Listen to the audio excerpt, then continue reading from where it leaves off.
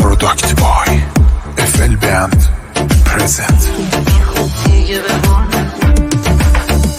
بغضم ابر بهاره، بسته نمیخوام دیگه بباره. میخوام این نم نم بارون خاطره هاشو یادم بیاره. میخوام دیگه بباره.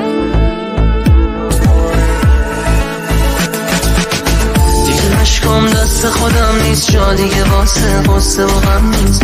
آخه بعد از این همه مدت هیچکی به جز اون توی دلم نیست. تو دلم جا واسه غم نیست. شور شور بارون تو خیابون، تو خیابون.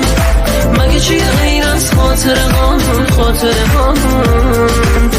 مال ما بود این خیابون تو زمستان. تقصیر من بود یا تو شاید دوتاییمون. این دفعه بارون عشق خدا بود توی دلمون. همه شهر تو که نیستی شده زندان. همه شهر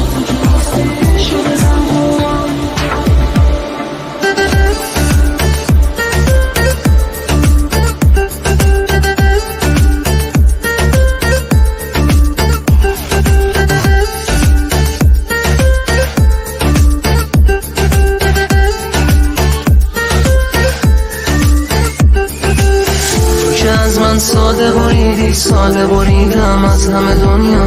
نگو قصه ی لیلی یا مجنون، فقط قشنگه توی کتابا. چرا بسته است همه راه، چرا بسته است همه راه. چجوری اون تنهایی بی من توی خیابون پاشو بذاره. دیگه بدتر از این که میدونم اون این همه از من خاطره داره. منو تنها نمیذاره. شور شور بارون تو خیابون، تو خیابون. مگه چی غیر از خاطره هامون، خاطره هامون. مال ما بود این خیابون تو زمستان.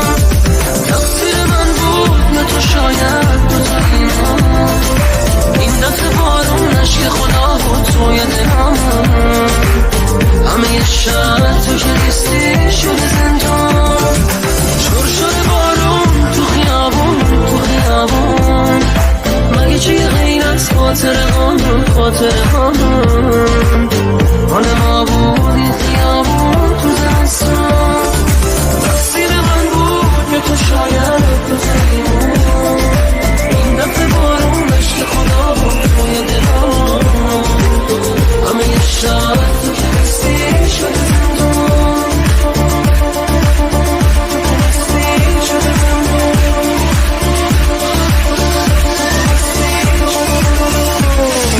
Ladies and gentlemen, you hear a story of composer by Alireza Hashemi.